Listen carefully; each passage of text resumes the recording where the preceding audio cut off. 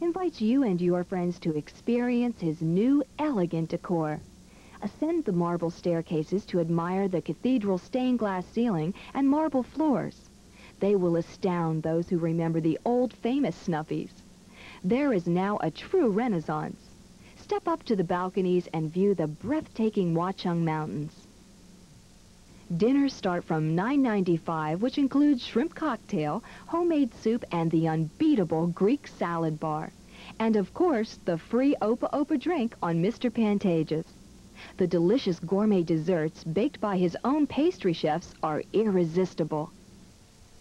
Come to life and experience the vibrant excitement in one of the Atrium or Tiffany a la carte dining rooms. They're ideal for friendly get-togethers, businessman's lunches, or any special occasion. Call and get a free birthday or anniversary cake with dinner reservations.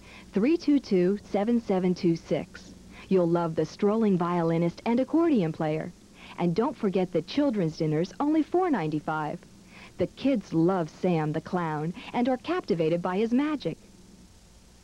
Snuffy's Pantages Renaissance in Scotch Plains is also ideal for dinners, retirements, or executives' cocktail parties. From $12.95, you get 2 hours open bar with hot and cold hors d'oeuvres. Yes, from only $12.95. Call for more details. Pantages Renaissance Old Snuffies is becoming famous for their elegant, affordable Mediterranean seafood buffet. Only $16.95, includes fresh shrimp and clams, chef-carved prime rib, gourmet continental chafing dishes, fresh fruit, and of course homemade Viennese pastry carts. Plan a get-together with someone you love. Let Mr. George Pantages and his staff make your wedding dream come true. From just $32.95, you can get a 7-course dinner, 5.5 hours open bar, champagne toast, plus silver candelabras and flowers on every table. You're offered a choice of delicious gourmet dinners, plus hot or cold seafood hors d'oeuvres served gourmet style with white glove service. Plus the famous Opa Opa Flaming Jubilee show on Mr. Pantages, which you'll never forget. Your 7-course dinner includes fresh melon with strawberries, homemade soup, Greek salad, baked ziti, and a choice of homemade wedding cake. Yes, from $32.95, it's a wedding package you can't resist. Because the Pantages way is the elegant way. Call for an appointment at 322-7726 and let Mr. Pantages, the maitre d' and the captain, assure you of an elegant wedding dream come true. Snuffy's Pantages Renaissance in Scotch Plains. You have to see it to believe it. Opa Opa. It's estimated 80% of all Southern Italians eat pasta daily, and some twice a day. Having a pasta asciutta, which means with sauce, for lunch, and a pasta in brodo, which means in broth, or a minestra, in thick soup, for dinner or supper. It does seem that these Southern Italians know a secret. Recent studies show a lower incidence of heart disease and cancer among those who eat pasta daily. Now let's take a look at a restaurant with a meaty appeal. For a restaurant that's got a prime rib bar, fabulous Sunday brunch, and a bonus late night, after the theater menu, let's check out Smuggler's Cove in Springfield. Dining treasure at Smuggler's Cove restaurant is no secret. For years it has tempted the palate of the dining public. Smuggler's Cove is a family restaurant, one of those rare restaurants that's constantly adding new innovative ideas for your dining pleasure. Their latest addition is this mouth-watering prime rib bar. Just step up to the bar and have a generous cut of prime rib freshly carved. Your choice of either a queen or king-size cut, which includes a fresh house salad and a delicious homemade dessert, is available every Wednesday through Sunday. There's a lot more to dinner at Smuggler's Cove, but first, take a look at their fabulous Sunday brunch. It's served from 11 a.m. to 3 p.m., and it's truly unsurpassed for a variety of scrumptious dishes to choose from. Unlimited shrimp cocktail, appetizers, salads, luscious main dishes, omelet and waffle stations, and an abundance of desserts. The Epicurean table has the largest display you'll ever see, and your complimentary champagne or wine can either start or complete your brunch. All this and more for one spectacular low price. Lunch at Smuggler's Cove has always been a favorite with businessmen and women, and just for friendly get-togethers. Lunch is served Monday through Saturday from 11:30 a.m. to 5 p.m., and the menu is diverse, with choices ranging from wonderful jumbo deli sandwiches to lighter fare, such as a cashew salad. But back to dinner. Smuggler's Cove serves dinner from 5 to 10 p.m. Tuesday through Saturday and 3 to 9 p.m. on Sunday. You'll find delicious dinner specials every day. Dinner menu boasts many seafood, meat, and poultry entrees.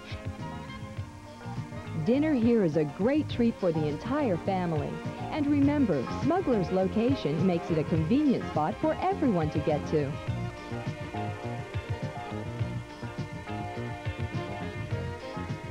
Smuggler's Cove is just 5 minutes from the Paper Mill Playhouse, so it's a perfect stop for after a show.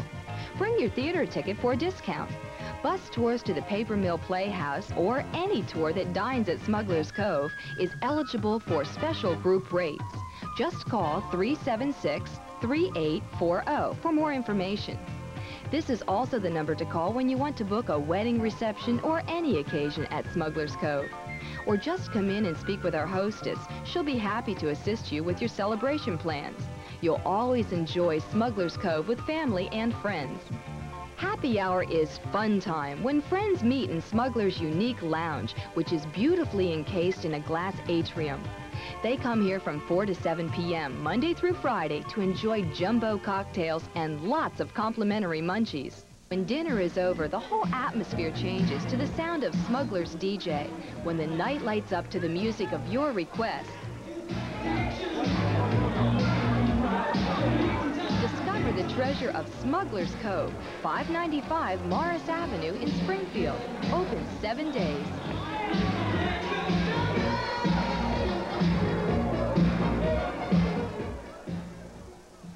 If you have a favorite restaurant you'd like to see us highlight here on Dining and Entertainment, write and tell us where it is and why you think it's special.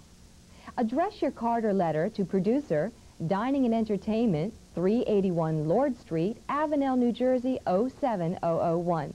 And who knows, we may feature your restaurant in a future Dining and Entertainment segment.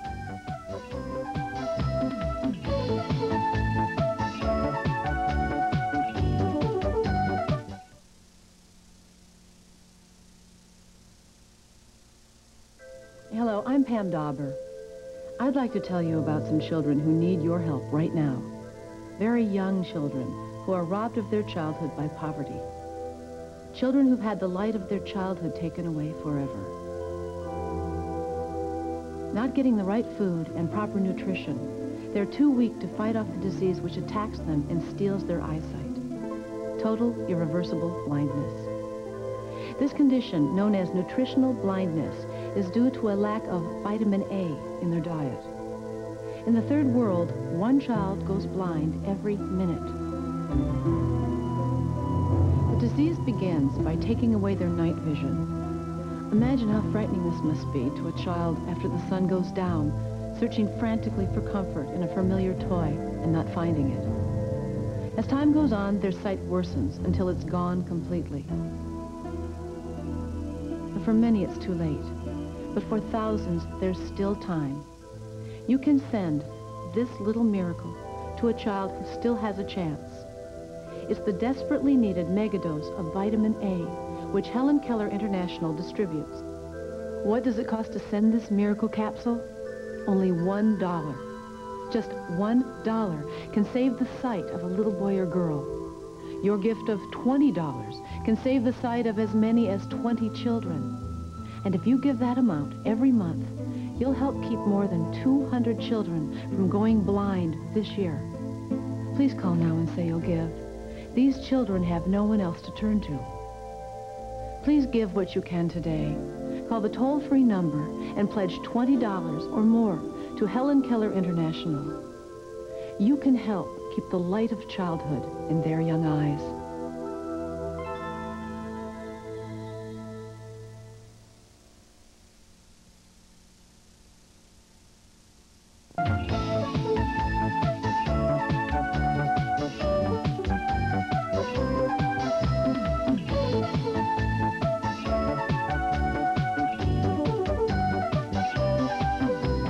Welcome back. Each week we'll give away a gift certificate for 2 to one of the restaurants on our program. To become eligible, send a postcard with your name, address, and phone number to Dining and Entertainment, P.O. Box 123, Avenel, New Jersey 07001. Let's take a look at some pasta. Here we have the most common, perhaps. We have lasagna, ziti, and spaghetti. And here are some more fancy ones. We have tortellini, we have the bow ties, fettuccine, and the pinwheels. See the variety? Speaking of variety, we have a variety of restaurants to show you. Here's one now. Elegant dining with an exclusive air. Come to where the people care. Why, the chef even prepares a special healthy heart menu that can be ordered whether dining alone or in the grand ballroom. It's La Fère in Mountainside. We met the self-proclaimed noted French dining critic Jules Dubois, and he was happy to tell us his views on La Fère. Par quoi devrais-je commencer? L'atmosphère à La Fère est confortable. Le bar et les différentes salles à manger ont un air classique et spécial. Monsieur Dubois is quite right. The dining rooms at La Fère are warm and welcoming. A tranquil environment where you may indulge in a wonderful dinner 7 nights a week or a pleasantly diverting lunch every weekday. Complete lunch specials start at only $6.95, yet are prepared with the same attention to perfection as some of La Fère's finest dinner entrees, such as shrimp sauté Chef Wong and lobster whiskey, a favorite of the New York Times. If you have your own favorite and don't see it on the menu, ask for it. The chefs of La Fère are eager to please you. The lunch and dinner menus change weekly so that you may choose from fresh seasonal dishes. Assemble a lovely dinner from La Fère's regular a la carte menu. An appetizer of snails and shrimp en croûte. A zesty Caesar salad expertly prepared at tableside. Cleanse your palate with intermezzo. Then enjoy a luscious entree of delicately sautéed veal Oscar, garnished with crab meat, asparagus, and topped with béarnaise. Finally, top off your meal with a tableside dessert of strawberries flambé or cherries jubilee with a steaming cup of cappuccino or espresso. La Fère also offers a separate, unique a la carte menu designed by owner and chef Bob Connolly. Today, a lot of people need and would like to be more health conscious, so I have created the Healthy Heart menu. Bob's special Healthy Heart cuisine offers a variety of fine dishes crafted without the addition of salt, sugar, fats, or oils. The Healthy Heart menu also changes weekly, and each item may be ordered in an entree or appetizer portion. You could begin with an appetizer of angel hair primavera, then a perfectly portioned garden salad, and finally an entree of sweet and sour shrimp served on a bed of fettuccine. Regardless of your choice for dinner, ask to see La Fère's multifarious wine list, featuring the finest domestic and imported labels. À ce restaurant, tout est spécial. C'est un bon endroit pour venir célébrer. We agree with you, Jules, and if your celebration needs to be catered, La Fère has a party plan to fit every purse. The management considers every party one of a kind. This particular affair boasts an extraordinary buffet, but your banquet manager will ask for your requirements. You may choose a formal dinner where your guests sit down and enjoy a luxurious meal from soup to nuts. La Fère gives you menu choices of unparalleled quality, such as this Chateaubriand. But remember, the choices are yours. Your banquet manager will listen to you, lend advice if you like, then attend the event to conduct it. Any size party is comfortable at La Fère. In fact, here in the Grand Ballroom, up to 600 people can dine and dance in comfort. Large or small, La Fère gives you an affair to remember. L'affaire n'est peut-être pas exactement français, mais c'est agréable. But it's wonderful and I enjoy dining here. La Fère, 1099 Route 22 East, Mountainside.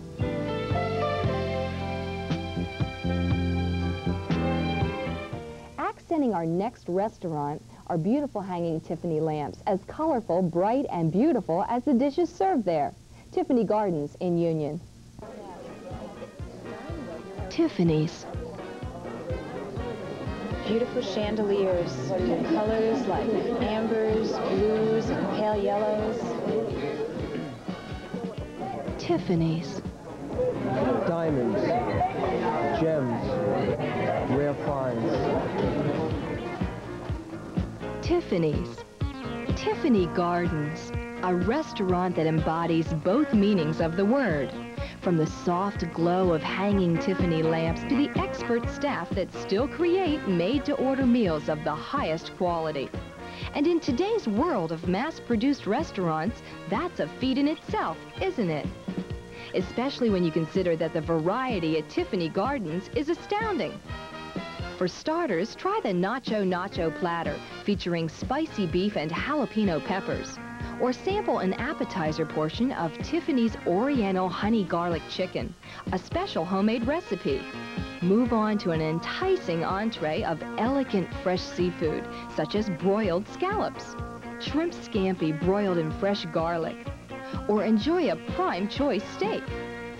The problem at Tiffany Gardens is just when you think you've made up your mind, you'll notice even more in their menu, like delicious salad platters, perfectly topped burgers, and fresh sandwiches. And of course, Tiffany's specialties of the house. Famous barbecue baby back ribs, grilled to perfection and smothered in their own special barbecue sauce. In the mood for something more simple? Tiffany Gardens serves their own deep dish gourmet pizza. Dig into your own individual pie. Or if you want something lighter, try Pizza Crisp. Pizza baked on a thin flour tortilla. There are 8 varieties available. It's up to you. Tiffany Gardens has cuisine to fit your every mood. And when you're through, what better way to top off a delicious meal than with homemade desserts like Great American Chocolate Cake, Tender Moist Carrot Cake, Chocolate Mud Loaf Sundae, or Hot Apple Crunch covered with vanilla ice cream. Select one of Tiffany's coffees of the world as the perfect complement. No matter what kind of food you're in the mood for, you're sure to find something you'll love at Tiffany Gardens. And the atmosphere makes any reason to come here a pleasure. From a relaxing business lunch to a soothing, satisfying dinner. Yet Tiffany Gardens offers another great plus for people who just don't have time to get out for dinner. You can order all of Tiffany's fine food for takeout. They can even handle pickup catering too. So now that you've seen all this, what do you think of when I say Tiffany's? Tiffany Gardens. Tiffany Gardens. Tiffany Gardens.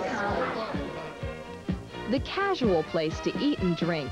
Route 22 and Vauxhall Road in Union, right off exit 141 of the Parkway.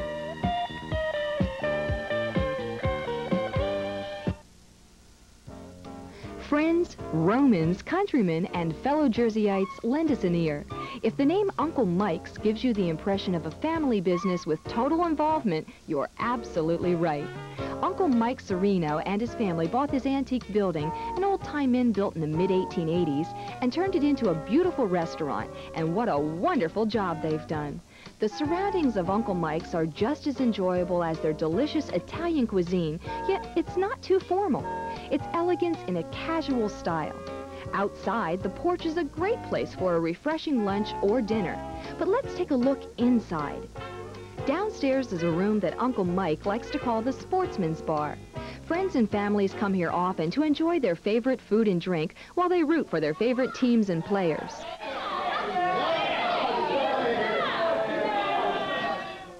The Golden Room is also downstairs.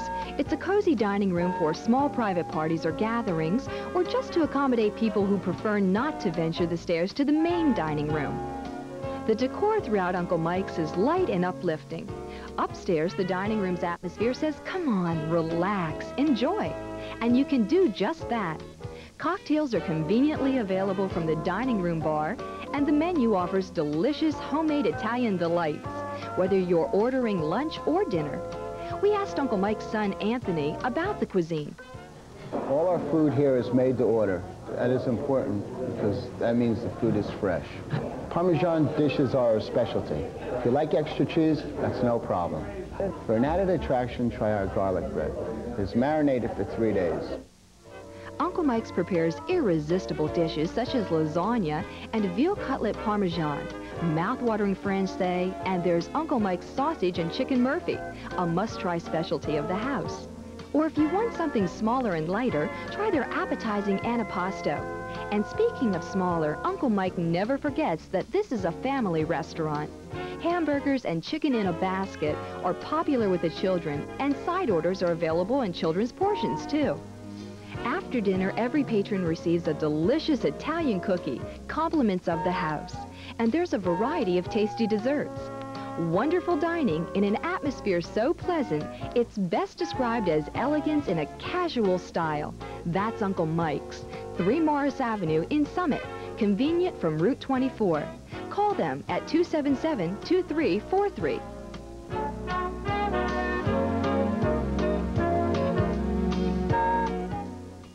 Stay with us. When we return, we'll announce this week's winner in the Dining and Entertainment Dinner for Two giveaway.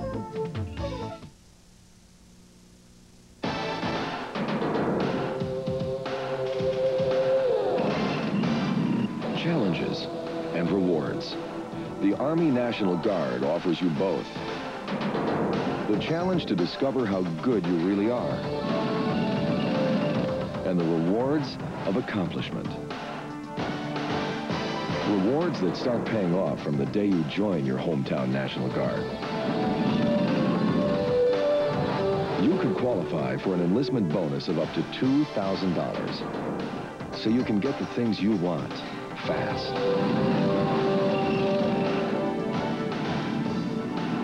Discover how good you really are. Ride with your hometown Army National Guard. Let the Guard bring out the best in you. The Army National Guard. Americans at their best.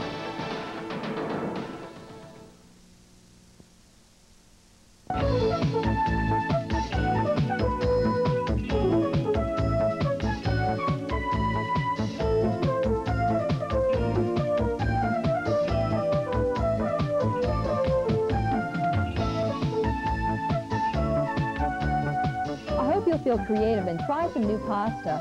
The large variety of dried pasta available today makes serving pasta endlessly new and always delightful. Or perhaps you'll want to venture out and try to make your own.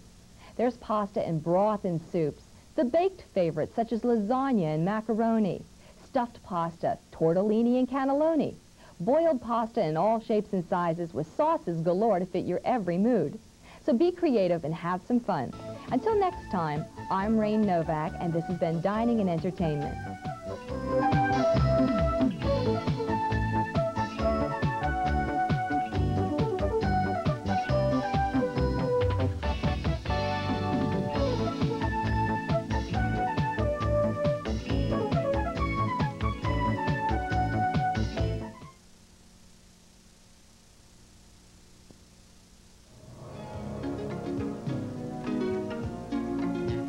We're TV3, Suburban Cablevision, providing your community with the finest in local programming.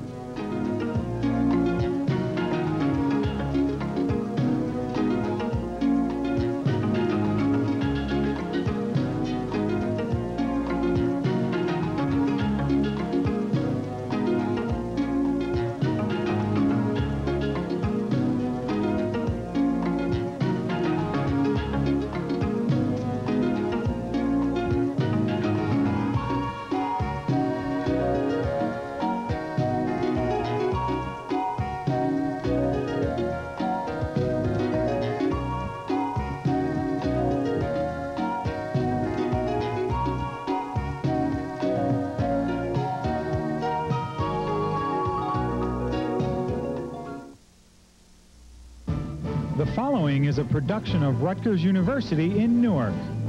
Underwriting support for Caucus, New Jersey has been provided by Mutual Benefit Life.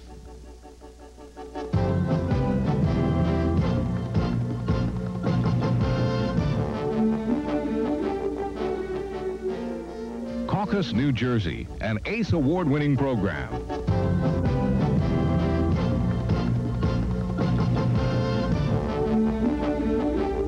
With Steve Adubato.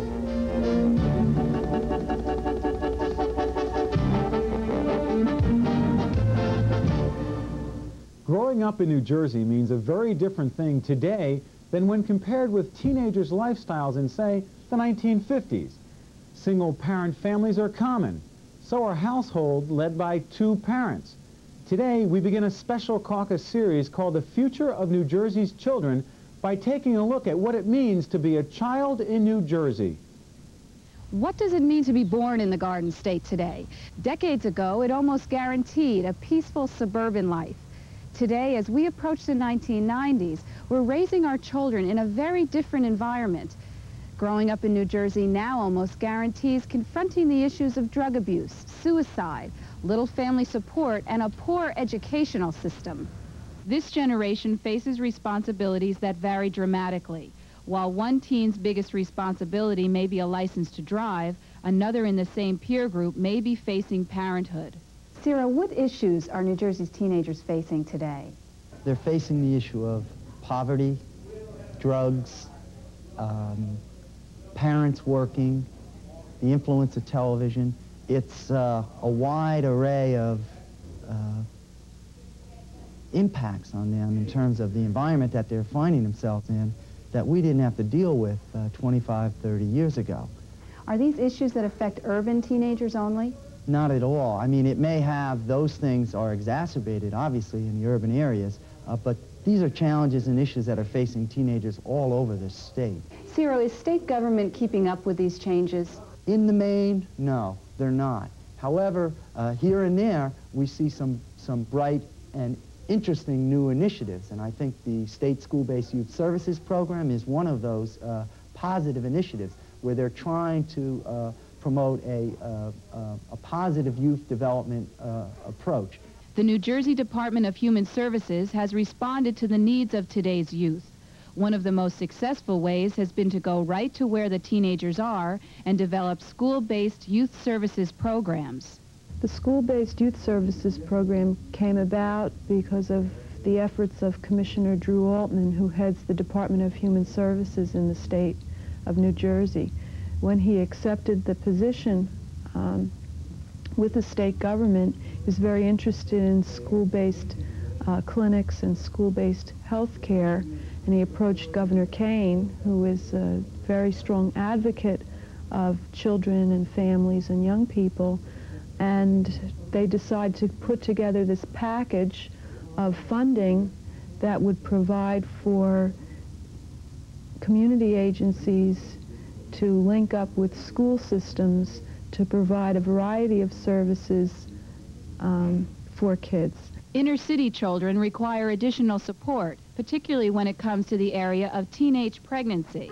The Parent Linking Project, or PLP, is a school-based support system for teen mothers and their children. PLP's model program at Barringer High School in Newark has made a difference in 19 adolescents' lives. What does this program offer you that other daycare didn't? It offers me to come down to check on her when I have the time. And the other daycares, the one she went before this one, I couldn't just go down there and check on her because it was too far away. What would you do if it wasn't for the PLP project here? Well, I'll probably be working harder, and because I have to be paying either babysitter or to find her another daycare, and it's hard to get a child into daycare being so young. I'll probably, I don't know, maybe I'll be working harder and having more trouble with my schoolwork than I am now. We originally had started being a community-based program where we bought some slots from a local child care center. The teen moms had to wake up at like 5 in the morning, get their baby ready, get themselves ready, drop the baby off at the child care center, and then go to one of the many high schools in the city of Newark. If you've ever tried to do that here in Newark at that hour in the morning, it's next to impossible. So the moms were getting to school late, they were being locked out of school, they'd end up just going home anyway. So what we decided, we approached the Board of Education and said, we have this fantastic program, are you interested? Would you like to have the first school-based child care center in New Jersey? And they were very, they liked the idea, and we started collaborating with them. And in January of 1988, we opened the first school-based child care center in New Jersey. Sometimes there's a conflict. The girls don't like to be told things, but they know that they have to adhere to some rules here in the program. They signed a contract when they came into this program to attend school, to pass their classes, and not to cut, and to be here with their babies also. Are they held to that contract? Yes. My involvement with the teen mothers has to do with their involvement in the Infant Toddler Center as being the mothers of those toddlers, and assisting them through the difficulties, the stages of development, any health issues that they may have, and also supervising the medical care of the infants in the Infant Toddler Center. In what way does the Parent Linking Project impact on the rest of the school population? We have a lot of meetings with different groups of students, and we keep on telling them about these programs. And you know what? Lately, less fire alarms, less fights, especially in that area. I remember at the beginning when I came here, fights, fires, false fire alarms. And since they know that we have kids there, little kids there, they seem that they care about these kids. The positive effects that these programs are having on the lives of those who participate is obvious. The long-range effects that they'll have on society as a whole remains to be seen. For Caucus, New Jersey, I'm Therese Ledwith. Here to talk about the problems of the children here in the state of New Jersey, as well as some of the solutions, we have Mary Beth Pavlik, who is the Executive Director of the New Jersey chapter of the National Association for the Prevention of Child Abuse. You're also the mother of one. Right. And you told me before we went on the air you were a teen mom. Yes. And I think you can relate to many of those programs, not only as an administrator, but someone who has dealt with some of those issues. Certainly. Thanks for joining us. We're also joined by Cecilia Zalkine, who is the Assistant Director of the Association for Children of New Jersey, a child advocacy group based in Newark.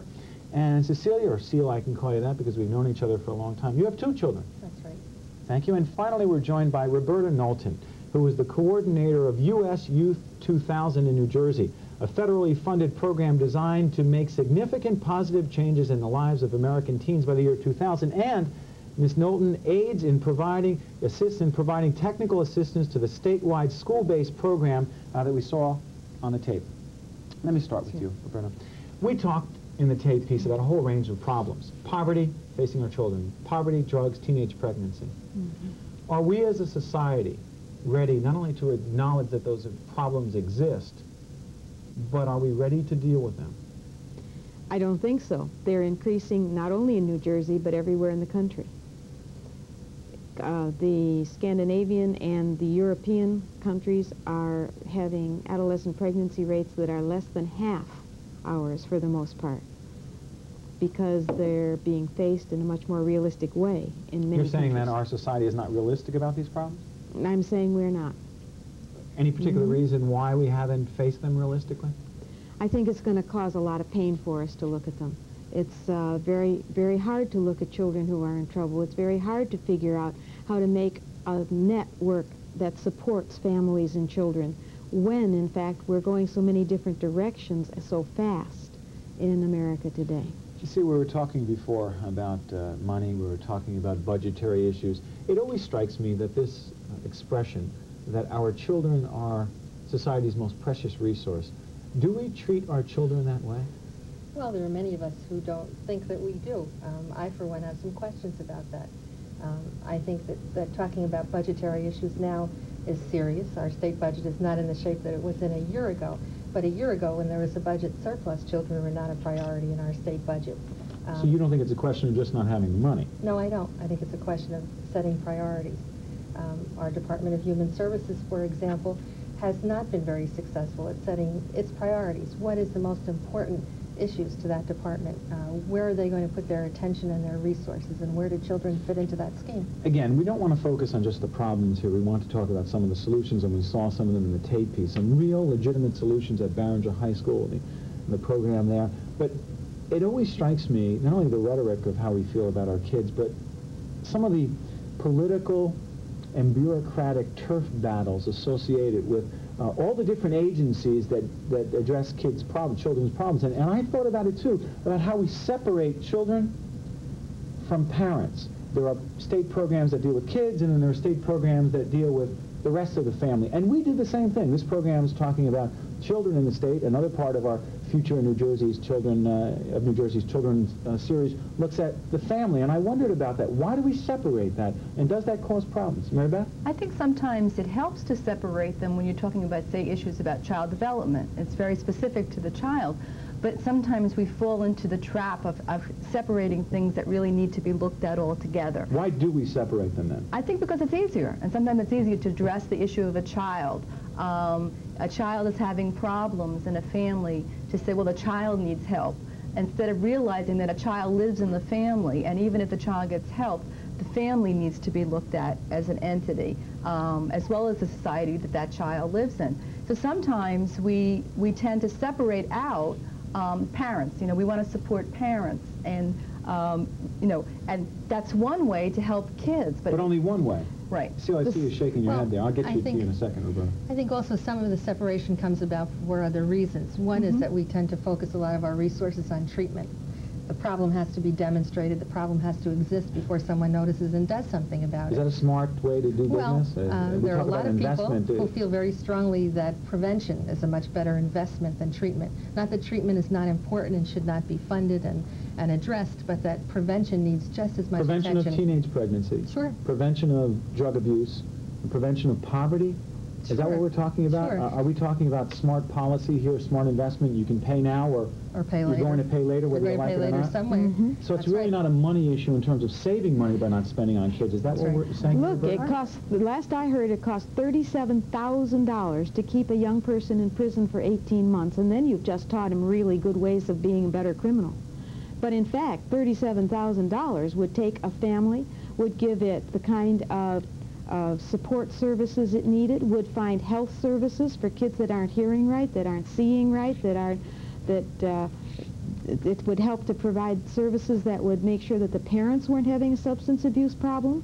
We could do any number of things with that Roberta, money. do you realistically see the possibility when you hear politicians running for governor here in the state of New Jersey and people on the national level talking about no new taxes, talking about the fact that they care about children, they care about education, they care about these issues, but are you concerned when you don't see any meaningful proposals that provide more money?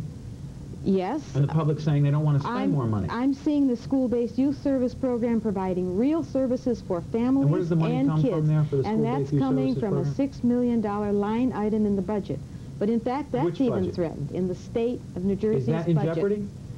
A recent OLS report Office of Legislative Services report indicated that it might be, but we don't think it probably is because it's been doing such an excellent piece of work that it's being recognized by the governor who supports it, by the commissioner. You talk about work. Is there a political constituency for children that makes it difficult to cut out? You know, as a former legislator that was lobbied by some of, I was lobbied by you. See, I remember that. You're a very good lobbyist. You never stop lobbying in this field. No, you don't. But I remember you didn't only come to me and talk about the merits of an issue. You talked to me about the political constituency. That's right. I think an interesting thing, and what we're beginning to see happen for kids that I think is very exciting, is that suddenly children's issues are attracting a different constituency. Are they sexy? Yes, in a they've become sense? more sexy in a political sense. I'll use child care as an example. When I met you 5 or 6 years ago, child care was a woman's issue, and many legislators needed to understand what child care was and why it was important. Now you have people in Trenton who are competing with each other to sponsor child care bills because it's not just a woman's issue anymore. It's an issue of business. It's an issue of economic reality. I just wanted to bring us back to something that was said. First, I want to thank Seal, since I'm the prevention person in the state, for child abuse, that she said my piece for me, and it's glad to hear it come from other people besides the chapter.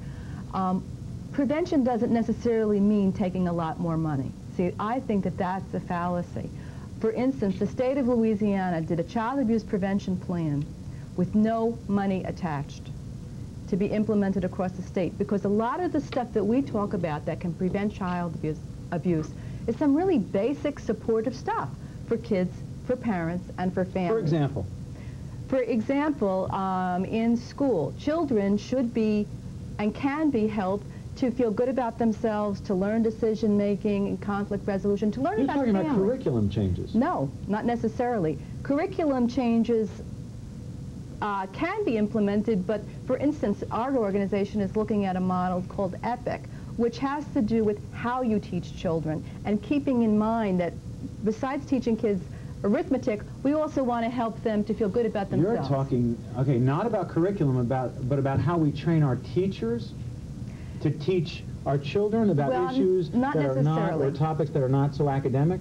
Like math or reading and writing? Well, the EPIC model goes into a school and will talk to everyone who interacts with the child, including the bus driver. By the way? Effective Parenting Information for Children. And what it does, it's just saying is that how we relate with kids, how we talk to kids, the kinds of messages we want to give them is really important. So that's just one example of that type of program. Roberta, I saw you wanted to jump in there. Yeah, because I agree and yet I don't agree with this particular point. Even the EPIC program needs to be underwritten for the staff that will go, in fact, take it to the schools and help people understand what it's all about. But more importantly, we are going to have to face the fact that every time you put on a new social work person who can understand the questions of cocaine, can understand how you work with a kid who's into cocaine, can understand how you work with a kid that's maybe going to have AIDS. It costs money just to pay the salary of that person. You're saying there's no getting around this money issue? There are 29 school-based youth service programs in this state. They're excellent. They're doing a nice piece of work. They're preventing suicide. And they cost? But there's only 29 of them. And we have something like 200 high schools. And what's the cost again? And the cost is about $200,000 for each program because you have to have a staff. Roberta, can I hold you on that thought? Stay tuned when we talk more about the future of New Jersey's children. For additional information, please write Caucus, New Jersey, care of Rutgers University Graduate Department of Public Administration, Hill Hall, Newark, New Jersey, 07102.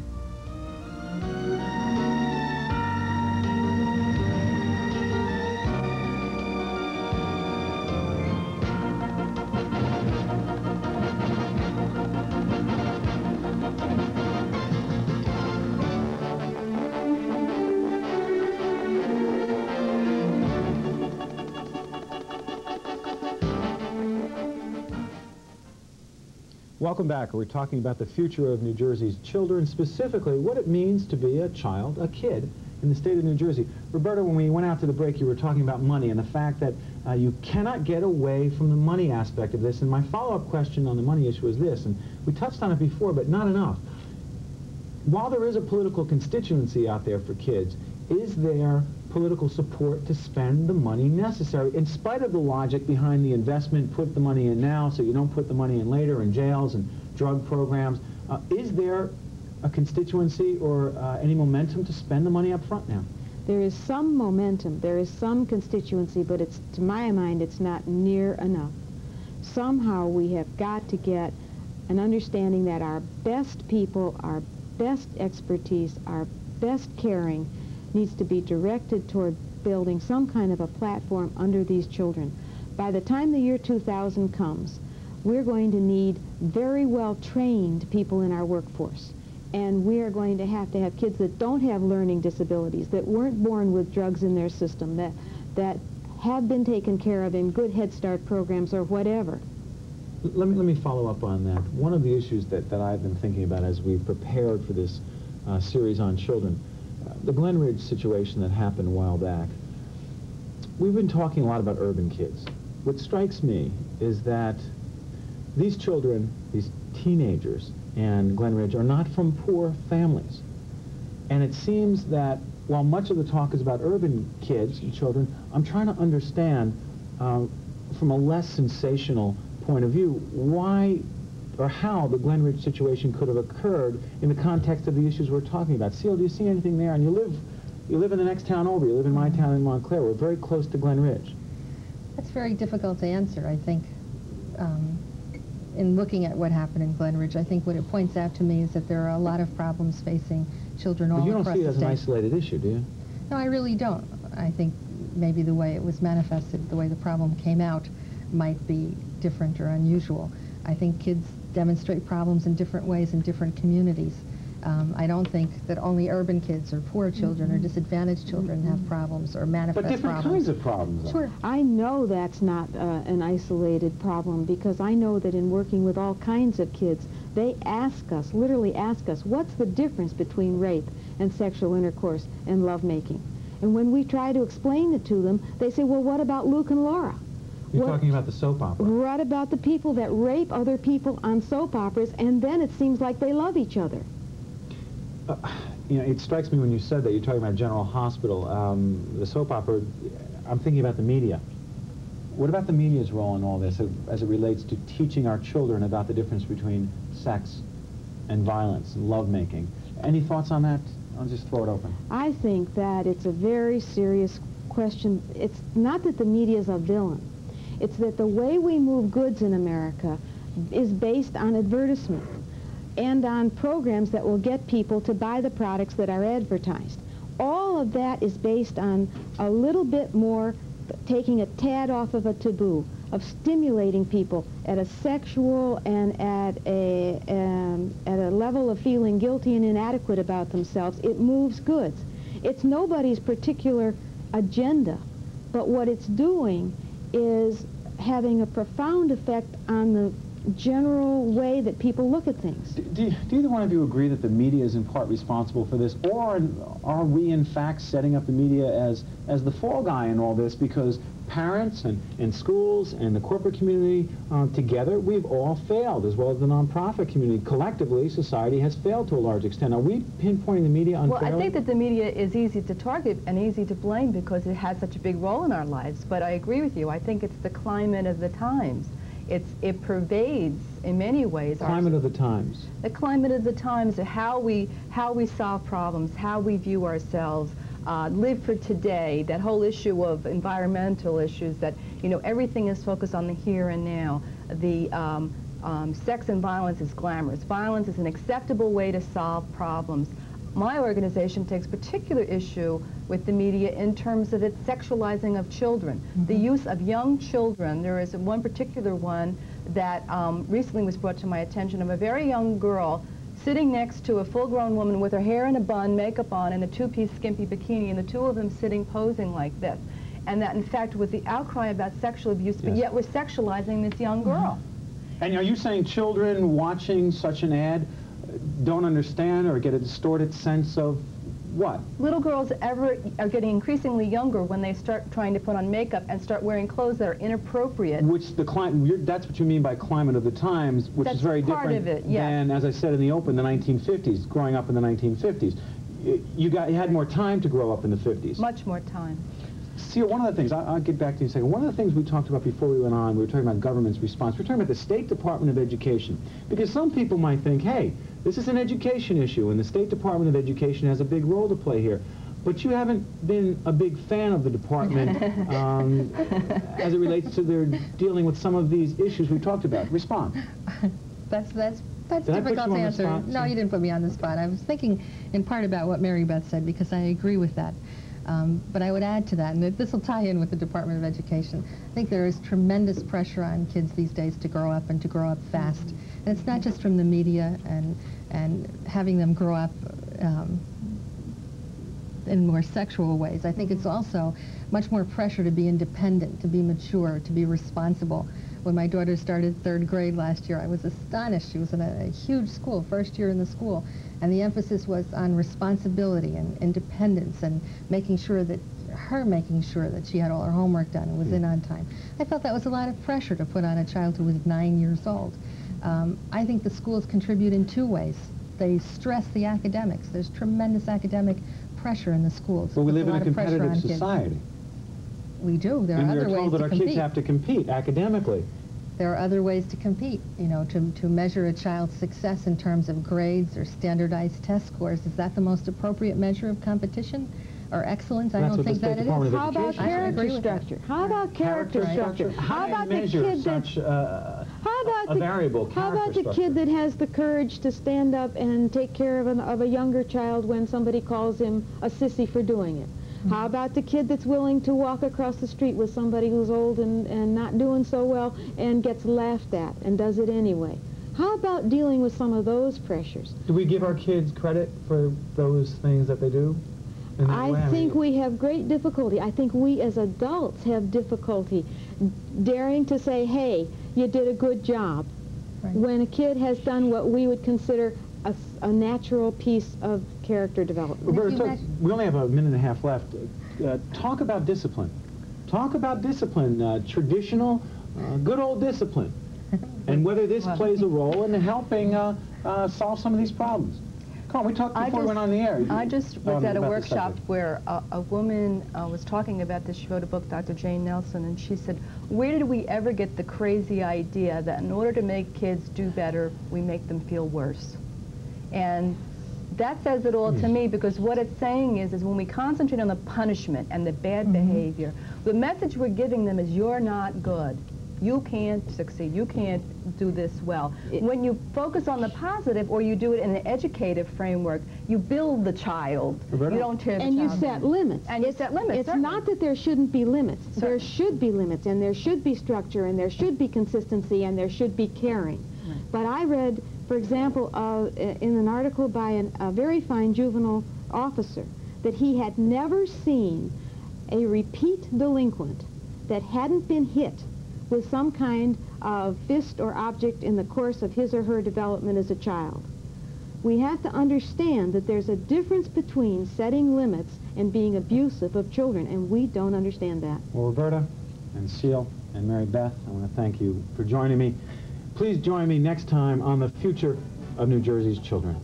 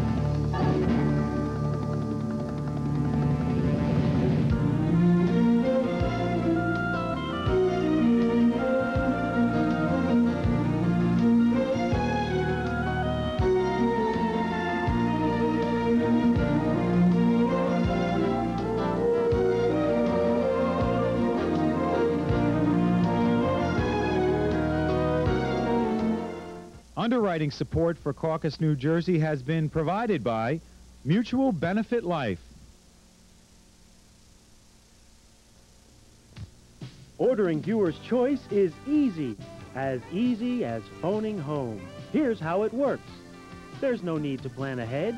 When you're in the mood for a movie, just call 675-1000 from a touch-tone phone. Thank you for calling the Viewer's Choice ordering line. Then, when asked, just punch in your home phone number to place your order. Make sure your correct home phone number is on file with Suburban Cablevision. After you've placed your order, wait for it to be confirmed. Your order has been confirmed. Thank you for calling. Goodbye. Then, when your movie is scheduled to begin, tune to Channel 1 and enjoy it. Movies can be ordered from 90 minutes before to 15 minutes after their scheduled start time. You'll be able to order special events in advance. The Viewer's Choice program guide is in your monthly bill. Why wait online at the video store when it's so easy with Viewer's Choice? Hi, folks. My name's Zeppy Epperman, and I'm Bob Nelson's best friend. And I'm here to tell you about an excellent TV show called the Rascals Comedy Hour, and it's on the Suburban Cable TV. And you should check your cable guide to find out when it's on. It's the most excellent thing you'll ever see. It's better than Joe Franklin's TV show, I think. Anyway, so watch it.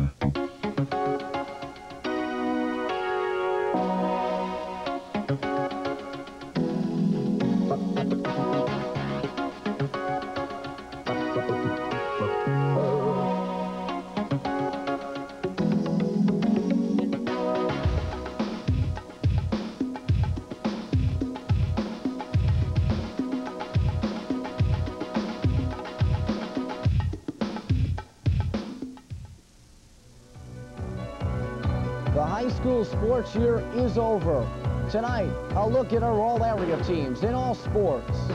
We'll also look back at each sport through highlights and words as the Sports Report reviews the spring season. Finally, to wrap up tonight's show, it's a musical tribute. Stay with us as the Sports Report is coming right up.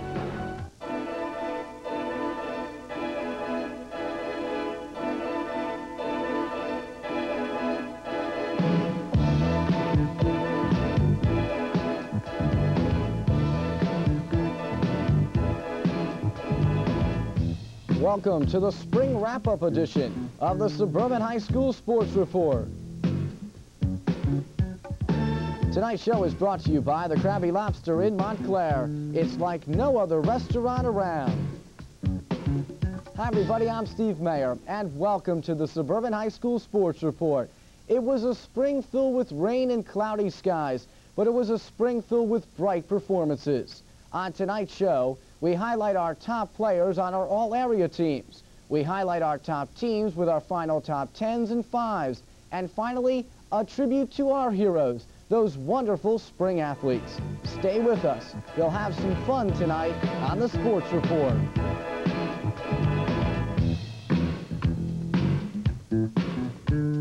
What is the Krabby Lobster like? It's like going to a picnic in a casual New England-style restaurant with takeout food, sit-down dining inside and out, daily specials, homemade soups and chowders, fresh fish broiled, baked, and fried, swordfish, tuna, shrimp, lobster, crabs, steamers, and so much more. Plus side orders, salads, and a raw bar. It's like dining at the shore without the drive. What is the Krabby Lobster like? It's like no other restaurant around. Welcome back to the Sports Report. I'm Steve Mayer. We'll start with baseball on our spring sports review. From the start, all eyes were on Jeff Hammonds at Scotch Plains. Hammonds was recognized preseason as one of the top 25 players in the country. Andy Hoffman has more on the 1989 baseball season. Secaucus was ranked #1 in our preseason poll. The Patriots got off to a speedy start on TV3. Secaucus edged Rutherford 4-3. The versatile Mark Lukashevich was a big factor on the mound for the Patriots, but unfortunately never did get to pitch from the left side in a game situation, although during the season we found out that he could. Over in Linden, the Tigers flew out of the starting blocks. A John Kubala base hit gave Linden an upset win over nationally ranked Elizabeth. Linden and Union treated baseball fans to some fine action this year. The first time they met, it was Union with an 8-2 win. The second time, Linden came out on top, 9-7. Also in Union County, Pete Osceola struck out 37 batters in his first 2 games, but ran into a tough New Providence squad that handed him his first loss of the year. Over at Oratory High School, Tom Carfagno was outstanding in his first 4 games. The senior pitched 2 no-hitters and struck out 60 batters. Brearley played well. The Bears looked to return to the Union County final. John Blum was having a good year. Vito Castaldo set a new school record for RBIs. In Essex County, Livingston started fast. Seton Hall Prep started slow. Early season action, Livingston beat up on the Pony Pirates 13-2. Glen Ridge looked good as well. In one of the most exciting games of the year, Rich Foster's hit gave the Ridgers a 6-5 win over Cedar Grove. Turning to Middlesex County action, Colonia stood tall. The Patriots put together a mid-season stretch run that was highlighted by the sizzling hitting of Keith Cesny and the pitching of John Padovano. Heading to county tournament action, Sean Conti's home run led Linden over Summit in the Union County semifinals. Second-seeded Elizabeth defeated third-seeded Scotch Plains in the other semi. The next week, the final game. Elizabeth got a masterful pitching performance from Charlie Garcia that stopped Linden 7-2. In the Greater Newark tournament, Livingston beat Seton Hall once again, this time in the semifinals. Glen Ridge topped Barringer in a wild one to advance to the final as well. In the championship game, Steve Claps rocketed a 3-run homer to lead Glen Ridge to their second GNT championship in 3 years as the Ridgers beat Livingston 7-0. In state tournament action, Glen Ridge not as fortunate. The Ridgers eliminated in the sectional semis by Cedar Grove. Throughout this baseball season, Verona was a big surprise. They continued their fine play in the state tournament. In the section semis, Verona beat Brearley. Then in the Section 2 Group 1 championship game, Steve Gaffney led Verona to a 4-1 championship game victory. Unfortunately, Verona's run ended in the Group 1 state semifinals as the Hillbillies lost to Wallington. Johnson High School won the Section 2 Group 2 championship.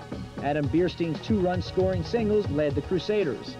Johnson lost in the Group 2 state semifinals. The Crusaders end the season at 14-6 after their 7-2 defeat at the hands of Rutherford. Scotch Plains made an impressive state run with the help of superstar Jeff Hammonds. But even Hammonds couldn't stop Paramus in the Group 3 state semis as Scotch Plains was eliminated 7-4. The state championship games were played over the last weekend. In the Parochial B final, Marist of Bayonne topped Bishop Eustace. In the Parochial A final, Don Bosco Prep pulled out a 3-1 win over St. Joseph Metuchen. In Group 1, Haddonfield earned their title with an impressive win over Wallington. In Group 2, Bob Collins pitched 2-hit ball as Bridgewater West blasted Rutherford. In Group 3, Englewood won their first state crown since 1979. They knock off Paramus. And in Group 4, Cherry Hill West wrapped up a 24-1-1 season with an 11-3 win over West Milford. Now that the final out has been recorded, let's take a look at our final top 10 for baseball. At number 10, it's Brearley. Our number 9 team is Colonia. Coming in at number 8, Johnson. Finishing at number 7, Verona. And our number 6 team, Union. Our number 5 team, Seton Hall Prep. The Prep caught fire after a very slow start. Keith Gem was 6-2 on the mound. Coming in at number 4, Linden. The Tigers are surprised early, but played consistently throughout the season. Linden was a Union County finalist. In at number 3, Scotch Plains. The Raiders, the Section 2 Group 3 champs. Scotch Plains proved that they certainly weren't a one-man gang. In at number 2, Glen Ridge. The Ridgers won the GNT championship despite numerous off-the-field problems. And our number 1 team, Secaucus. The Patriots led from start to finish. They lost just twice, won 21 times. So congratulations to Tony Falco, their coach. Congratulations to Secaucus. Secaucus led by some great players. Those players should headline our all-area team for baseball. At first base from Union, Frank Napolitano. Frank had great power, batted .400 with 35 RBIs. At second base from Secaucus, it's Mark Wizazewski. Wiz, as he's called by his teammates, batted .365. When he was on the mound, he was 7-1. Our shortstop hails from Johnson. His name is Mike Mulberry. Mike batted .474 with 27 hits and 20 RBIs. At third base, the hot corner, Linden's Joe Sokolowski. Joe batted .406, had 5 home runs, 28 RBIs. At designated hitter, Keith Cesny led the Colonia Patriots throughout the year. Keith had numerous game-winning hits, finished at .439. Our utility player is Glen Ridge's Tim Vengeance. Tim could do it all. He batted .406, and when he was on the mound, a perfect 5-0 record. Our catcher, behind the plate, Cranford's Jeff Scotty. Scotty batted .384 with 18 RBIs. In the outfield, we'll start with everything Jeff Hammonds from Scotch Plains. Jeff finished up .453, 5 home runs, 29 RBIs.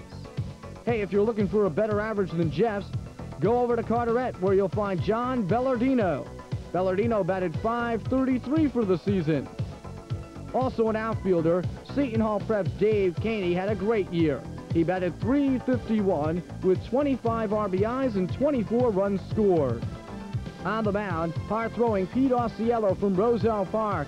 Pete finished 6-2, but he was best known for the strikeout. He had 121. With 153 strikeouts, it's Tom Carfagno from Oratory. Tom finished 8-4. When Verona needed a win, they looked to Steve Gaffney. Gaffney finished at 8-4 with a 1.43 ERA. The best pitcher, the perfect pitcher in the area, from Glen Ridge, Mark Melito. 8 out of 8 for Mark, 71 strikeouts. Well, the near-perfect pitcher from Secaucus, Mark Lukashevitz. Yes, he was 7-1, but check out the ERA, .12. So some great players on our 1989 TV3 All-Area Baseball team. We congratulate all that made the first team. Here's a list of some of our honorable mention selections for baseball.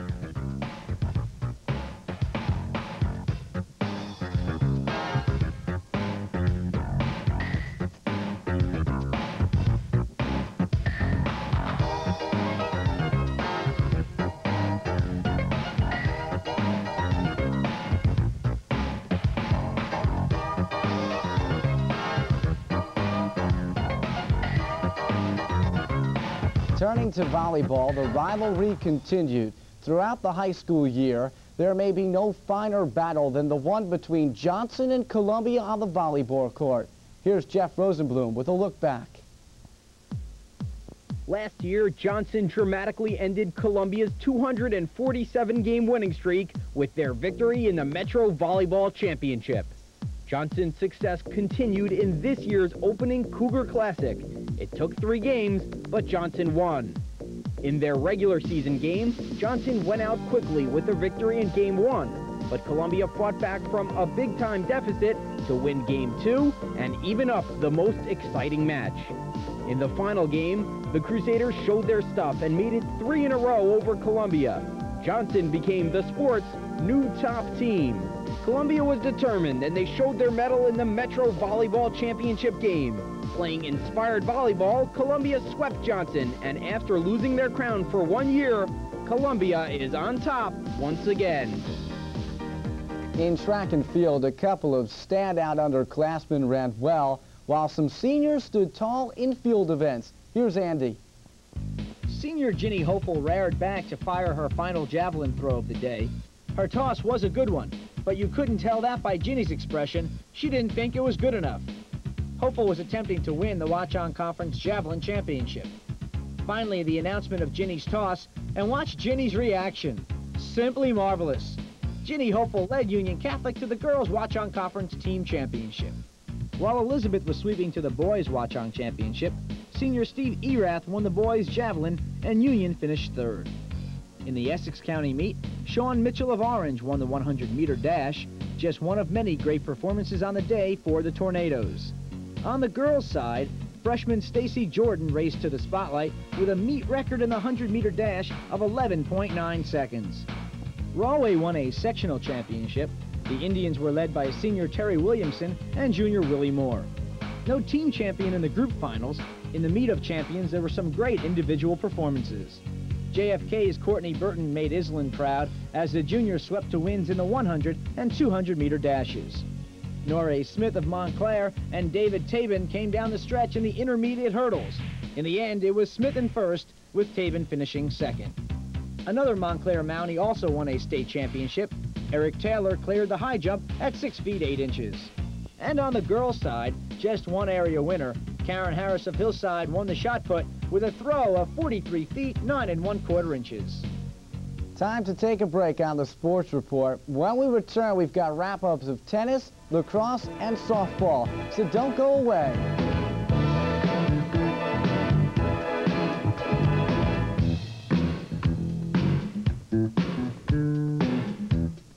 What is the Krabby Lobster like? It's like going to a picnic in a casual New England-style restaurant with takeout food, sit-down dining inside and out, daily specials, homemade soups and chowders, fresh fish broiled, baked, and fried, swordfish, tuna, shrimp, lobster, crabs, steamers, and so much more. Plus side orders, salads, and a raw bar. It's like dining at the shore without the drive.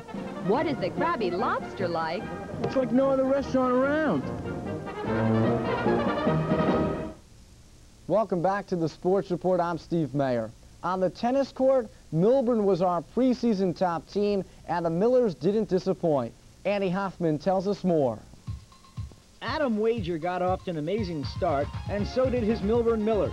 Wager beat Tom North of Del Barton, then he disposed of Livingston's Benji Hoffman in straight sets. Hoffman's consistent style from the baseline wore his opponents down in the Newark Academy tournament. In the semifinals, Livingston edged Christian Brothers to move into the championship against Cherry Hill East.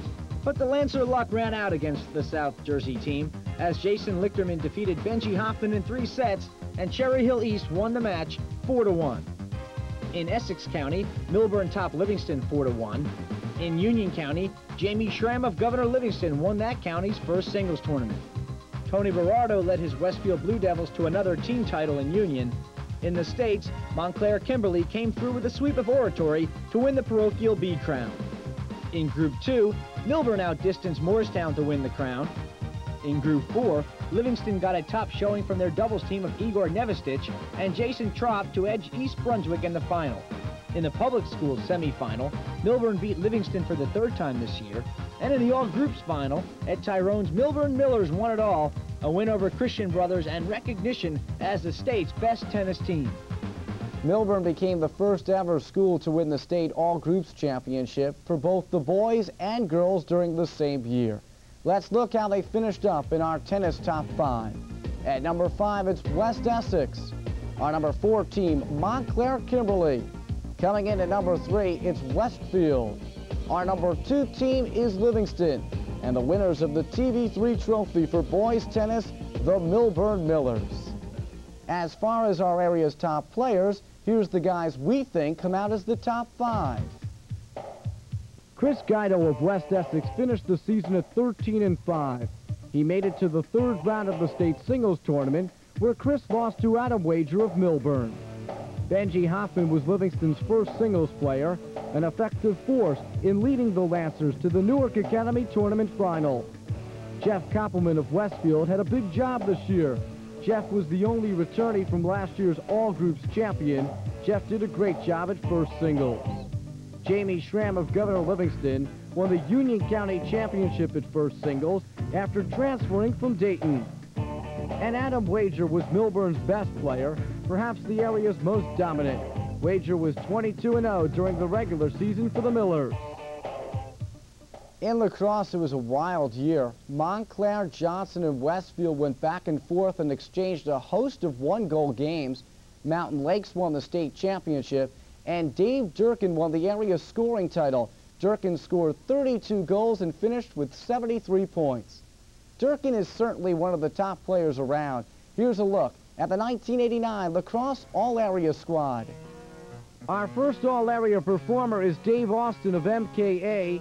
Dave anchored the Montclair Kimberly defense. He heads to Northwestern next year. Tony Calandra of Johnson is a junior midfielder who scored a team-high 36 goals. Pat Cran of Columbia is perhaps the top defender in the area.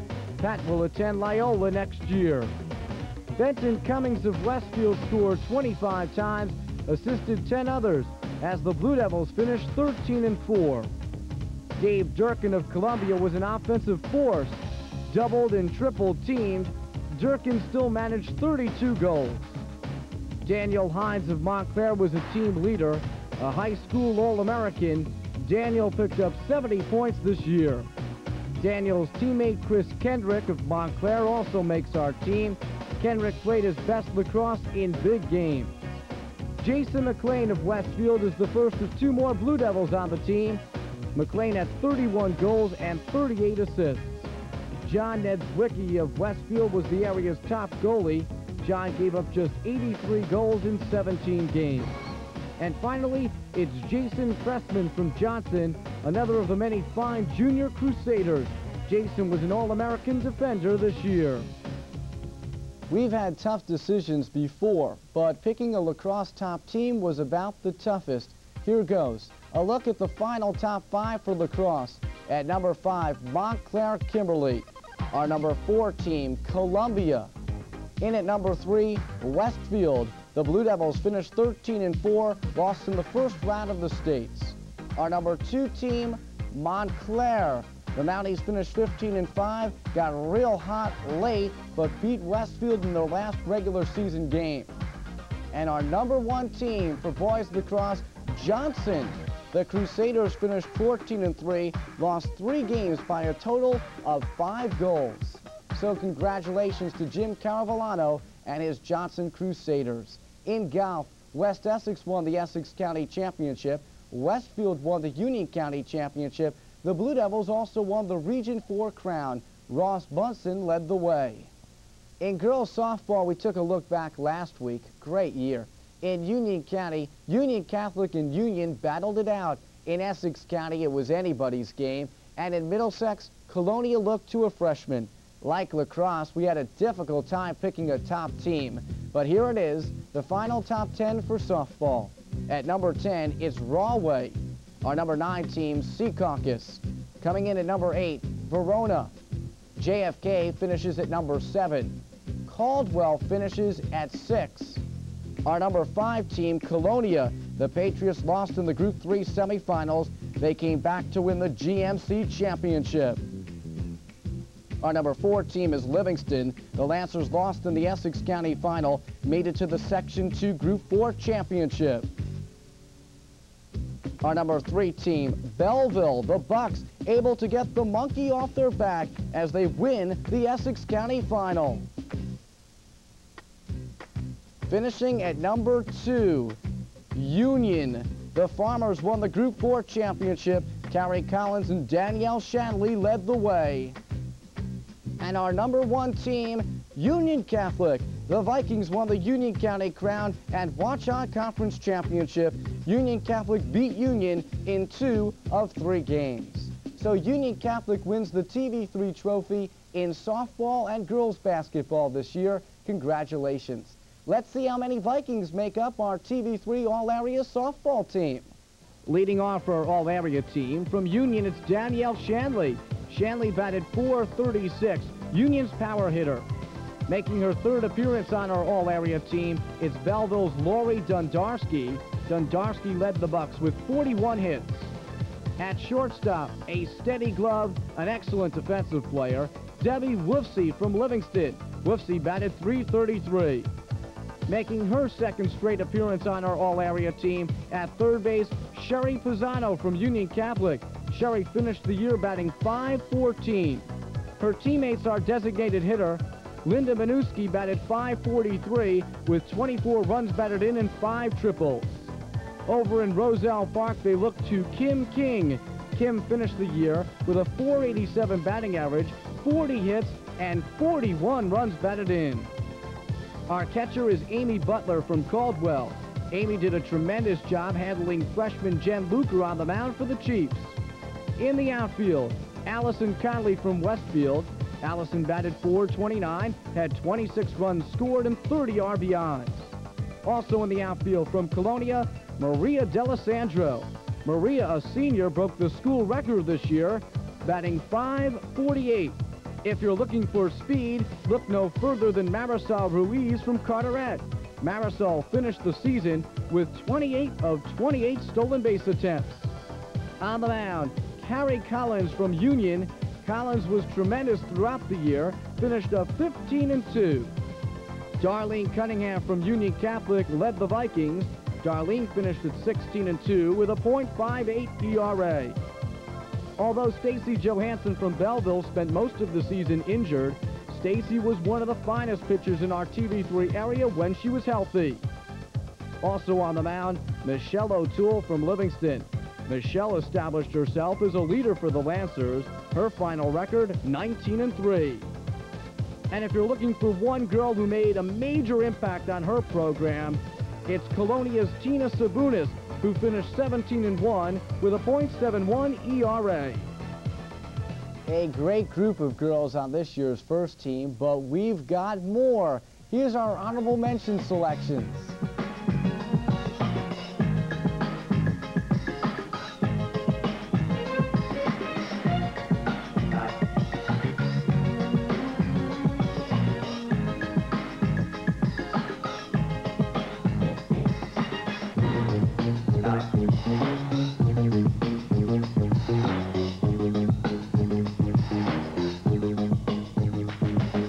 Before we leave you, we want to recognize a member of our crew that's leaving us. Annie Hoffman has contributed in incredible ways on the Sports Report. You see him on air, but Annie works just as hard behind the scenes. We wish our friend the best of luck. Annie moves on to ESPN next week. By the way, our entire crew should be commended for a job well done. It's a crew that loves high school sports. Now that the spring season has come to a close, we all worked on this upcoming musical tribute. For the entire Sports Report team, I'm Steve Mayer. See you in the fall.